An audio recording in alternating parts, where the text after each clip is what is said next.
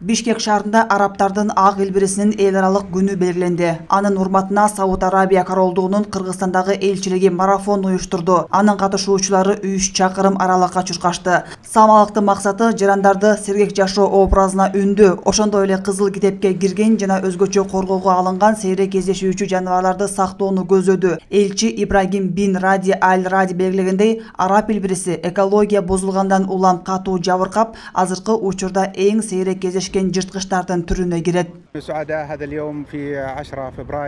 Өткөн жылы Бириккен Улуттар Уюмунун башкы ассамблеясы 10 февралда араб илбирисинин күнү деп тааныды. Учурда араб илбириси жок болуп кетүү коркунучунда турат. Бул жөө марафон ушул маселеге көңүл бурууга жардам берет деп ойлойм. Жапайым ышыктар экосистемада маанилүү ролду ойношот, ошондуктан аларды сактоо керек. 1996 жылдан бери араб илбириси кызыл китепке кирген. Дүйнөдө азыр алардын 50дөн ашык түрү байырылайт.